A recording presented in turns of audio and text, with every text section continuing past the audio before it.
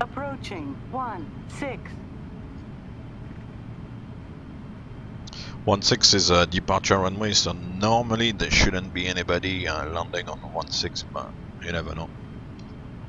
It's always good to check that nobody is on the approach.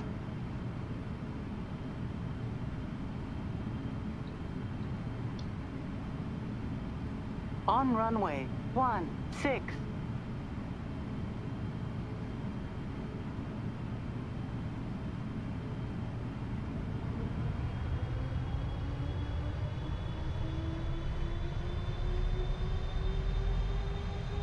Takeoff.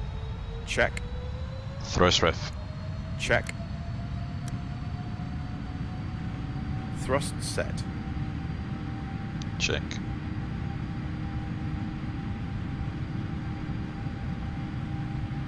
$80 knots. Hold. Check.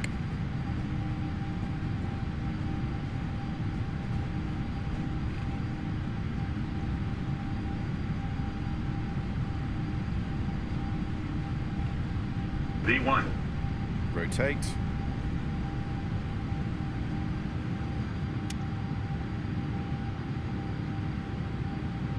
Positive climb. Gear up. Gear up.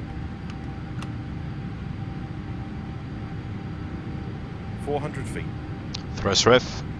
Check. VNAV speed. Check.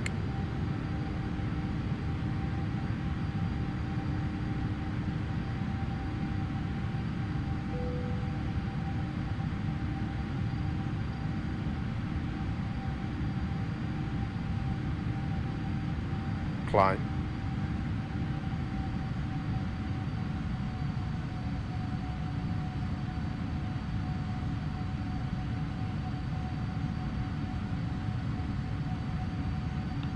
Flight director is all over the place. Flight directors on.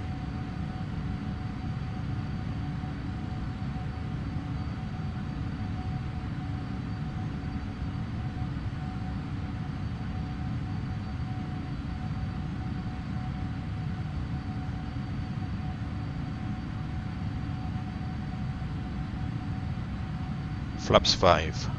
Speed checked. Flaps 5.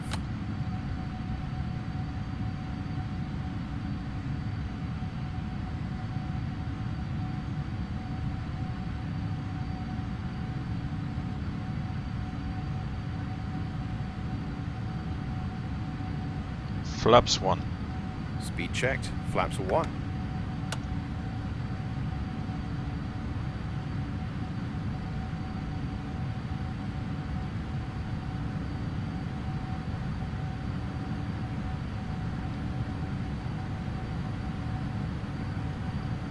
Flaps up.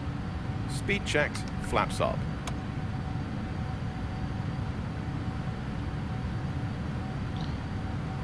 Engage autopilot.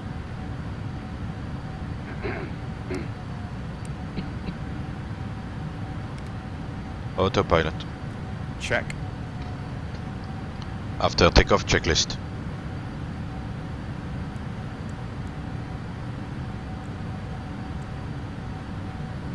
After takeoff checklist. After takeoff checklist complete.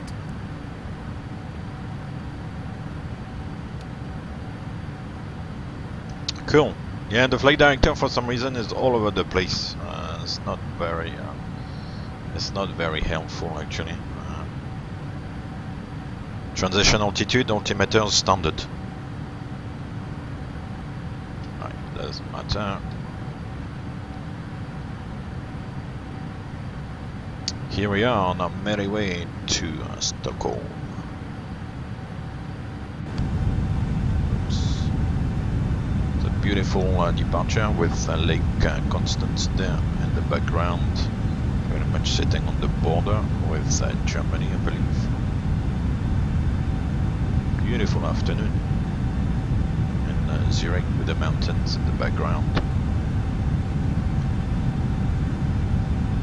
Lovely.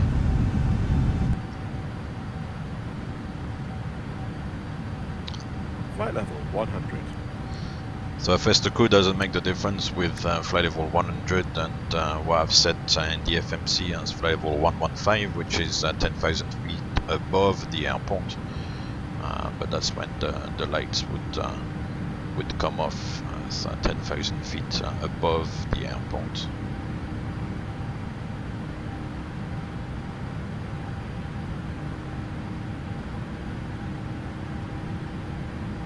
So at 115 now, yep, it's gonna accelerate to 320 knots, which is the Econ climb speed.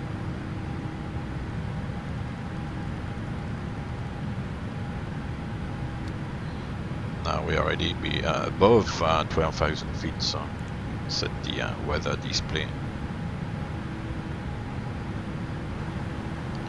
Seatbelt sign, auto. Seatbelt signs, auto. Happy days, and that's it, climbing away now, all the way to flight level 350.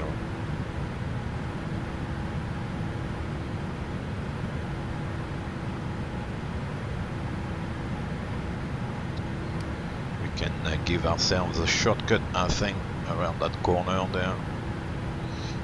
Let's see, we could go to Ninga, is it Ninga or something? Yeah, Minga.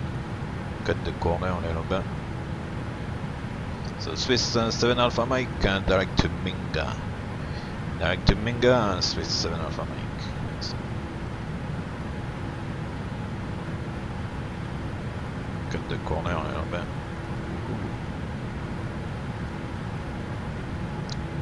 It's Friedrichshafen. This one I believe is Memmingen. Echo Delta Juliet Alpha.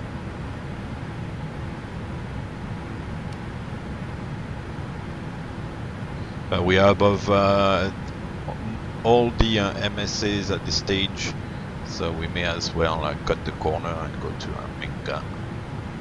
If we look at the EFB along,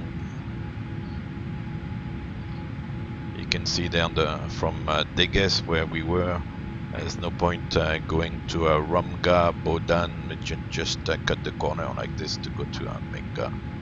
I should fly right on top of the lake, which will be nice. Yeah, here's the lake, beautiful.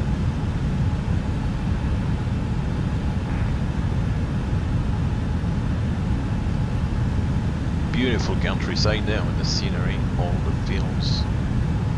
The lake, yeah, that's the end of the lake there. There's a little kind of river that then extends well, not a river, but quite narrow bit of water that then extends the lake a little bit further down and then onto a river, which looks like, but the main body of the lake is here.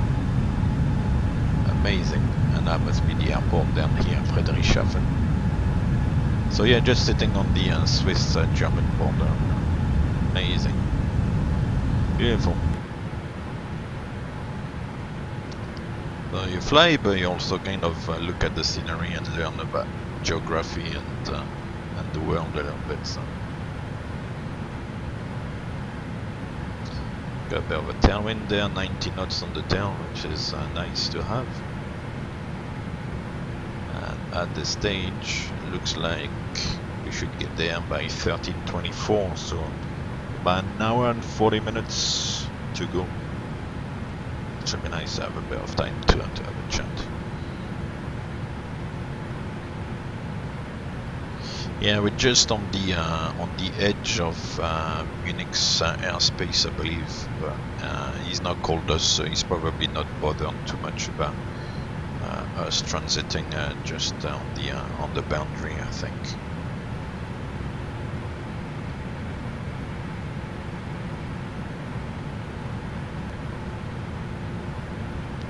It's pretty much a straight line up. There's a corner to turn around here and then going up towards Denmark and then across to Sweden. So it's nice. It's a lovely day today. As I said, spring has sprung.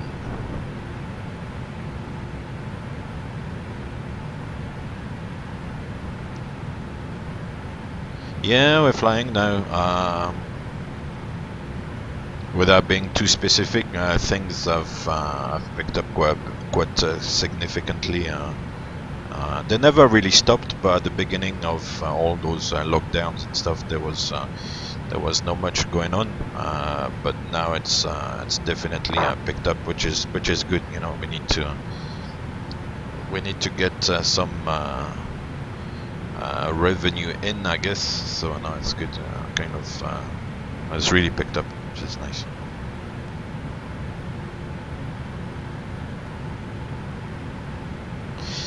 So because we're gonna be flying mostly in the northeasterly direction, ever so slightly there, 006 after Itago, which is the top of climb basically. Itago to Tigny, you can see it's 006. 006 on the track, then to Robel 033, Esobu 032. So in at least in German airspace, and then going towards Denmark, and this direction of flight, it's odd flight level number, so we'll fly the odd flight level number, so 350, 370, 390. If you fly, for example, in a northerly direction, so it can be northwesterly or northeasterly, in France, in Spain, or in Portugal, for example, then it will be even flight level number, so 360, 380, 320. 1,000 feet to level off. That's something to bear in mind, because I know like a lot of people would fly, for example, in over France or Spain on VATSIM on the wrong flight levels. So just a little bit of information, really. Speed. Check. VNAV path. It doesn't recognize when I say VNAV path. I've noticed that before. So here we are at pretty much Itago, flight level 350. Now we're gonna turn, as I said, in a slight northeasterly direction, so 350 is a good level in that direction. Now in the climb, no max continuous thrust. Max continuous thrust is really one of the main scenarios for max continuous thrust is on engine failure on takeoff, when the flaps are up. Then we go on to max continuous thrust for basically having the maximum thrust available on a continuous basis, I guess. But in a normal climb, then it's just the climb thrust.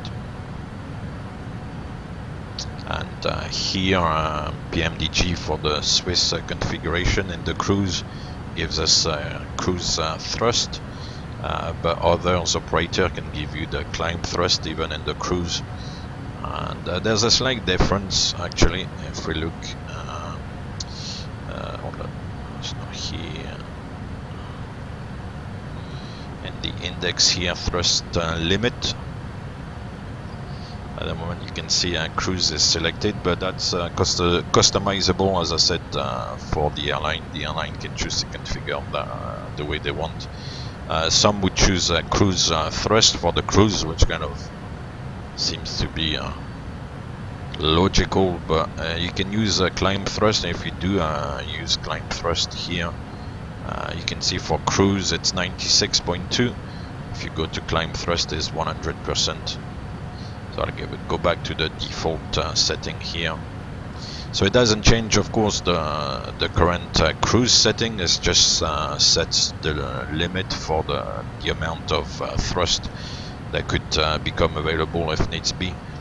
And at high altitude, actually, to have the climb setting is actually good, because if you go a bit of shear or change in temperatures or whatever, the speed can drop, and the engines are very slow to react at high altitude. So having more thrust available to kind of get you out of slow speed situation is good. It's beneficial. So actually I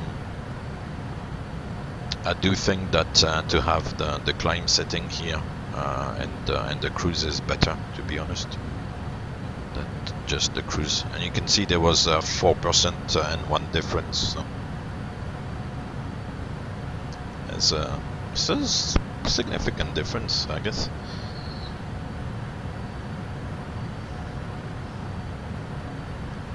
Man, I should have been to the UK today. London is on.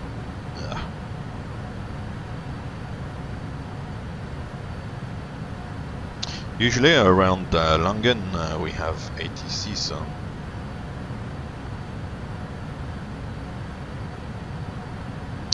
yeah, so that's the thrust settings in the cruise.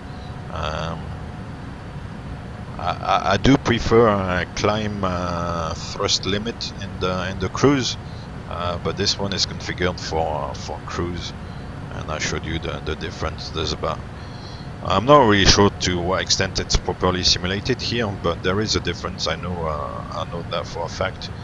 And here the difference is about 4% and 1, which is significant. You know, above all, as I said, at high altitude, where the engines are slow to react. You know, so it's good to have a little bit more thrust available. That's that. At Etago, we are supposed to have 17.9 on the fuel, and Etago 17.1, and the wind 196 at 24 on the flight plan, 210 at 26 now. So yeah, it's, the planning seems to be accurate enough. That's good.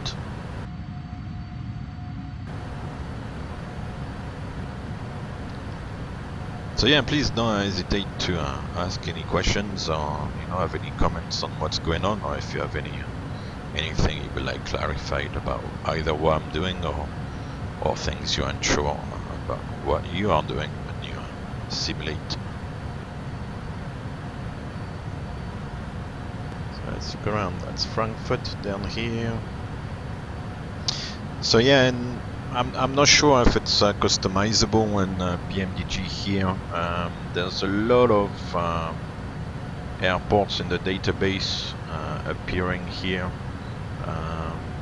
I know, like for example, with my airline, some of those airports wouldn't be displayed in the navigation database for the simple reason that some of those airports are either like a little bit too small, or there's no set agreement with the handling or the engineering side of things. So we would only really stick to the main airports if we need to divert, which might limit a little bit, like the options. But at the same time, like in Europe, there's a lot of options in the main airport, so that's not really a major problem. Yeah, most like international airlines would have some sort of a list of airports they prefer to go to, even if they're only like diversion airports. But there would be a published list of airports we kind of authorized to fly to. Obviously, in an emergency situation, all the lists, all the manuals, whatever requirements kind of get out of the window, but still. So yeah, so we wouldn't have all those airports on the display here. The navigation database would be custom built for the airline. So for example, around here, I don't know, EDLP, EDVK, DDE there. The one next to Frankfurt would appear. A place like Frankfurt, or I think this one is Nuremberg, would appear, but certainly not all those.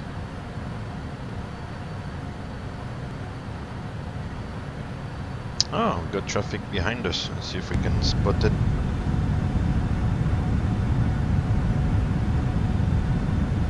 Oh, that's bike on trail. There was somebody on the TCAS, but we can't see the... Oops. We can't see the label. No, it's too far. I think there's only there's a limit, but here it is on the display there. on the TCAS display 1,000 feet above with the +10. So +10 is you have to multiply the number by 100, so add another 2 zeros to get the proper altitude, so +1000 actually instead of +10. Anyway, so then I was traffic advisory when it shows on the display as a yellow or amber like target, TCAS target, then that's a traffic advisory. So it just says like traffic. It shows the target on with the amber color, and it's kind of like pre-warns you that if you get getting close together, then you may have like an actual TCAS warning, and have to fly a TCAS avoidance maneuver. So if you have to fly the TCAS avoidance maneuver, then that's a resolution advisory, and the target will become red as a square, I believe, if I do remember. It's obviously not something we see every day, but that's something we practice in the simulator on a regular basis. So resolution advisory obviously would ask you to maneuver the aircraft on the PFD. You would get those kind of I don't know how we can describe that. It's like 2 lines that come up like this, and one from the bottom there, and kind of tells you if you need to climb or descend, and kind of shows you where to point, and the nose of the aircraft there on the PFD to either like climb or descend in a way that you will avoid the other traffic.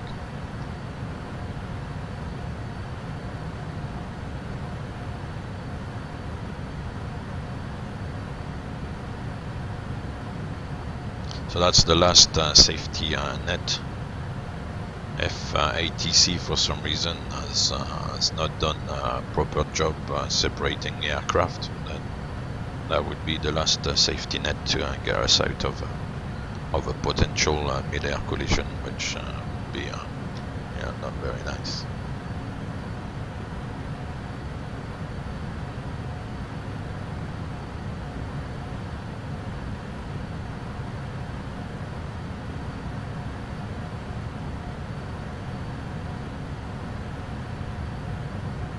So this seemed like it was a spurious warning when we got the traffic. But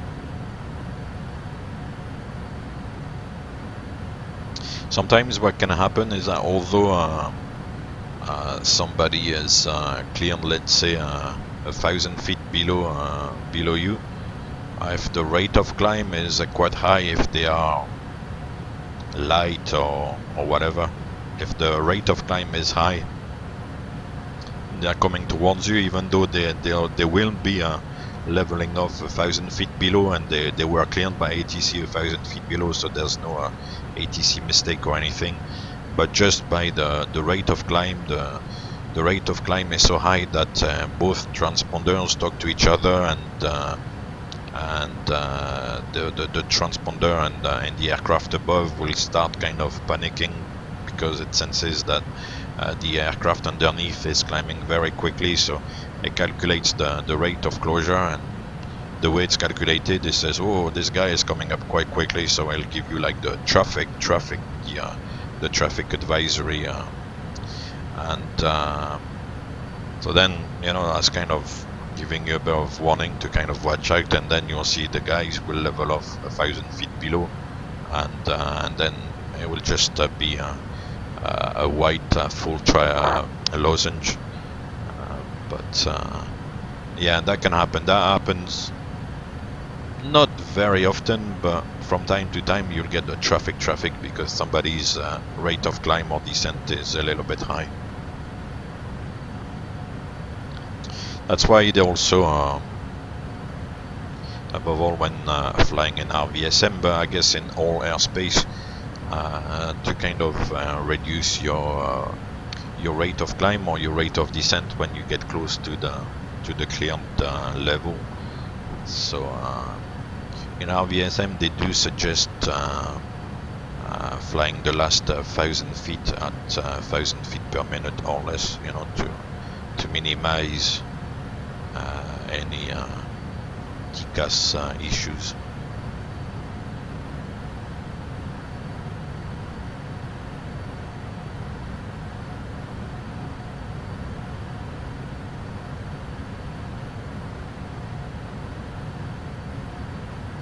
Yeah, the wind is still sitting like this. A couple of days ago it was also like over Europe, a kind of southeasterly wind in the cruise. So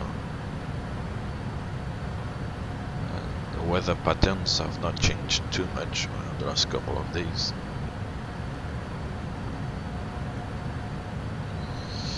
It's actually wanting to step to 370 now. The optimum is 370. If we stay here, so if we decide to stay at 350, we can on the step prompt here we can set 0, and we're not gonna climb any further, and then it's gonna update the ETA and the fuel on arrival, so we can try. So for the moment we've got 13.25 and 8.7. If we put the 0, it's gonna recalculate the ETA and the fuel, 24 and 8.6. So it looks like we're getting there 1 minute early, but we burned 100 kilos more, so 24 and 25 and 8.7, 8.6, yeah. So if you stay at 350, you get there 1 minute quicker, but you burn 100 kilos more. Fuel is virtual here, so we'll stay at 350. But that's a kind of thought process we will go through in the real aircraft to try to, because sometimes it doesn't always make sense to climb, but yeah, that's a thought process we will go through in the aircraft, trying to work out if a lower level is more beneficial or what the advantage is to climb higher. To be honest, sometimes it's just a matter of 100 kilos or something. When it's like 100 kilos, you think, well, is it worth climbing? Yeah.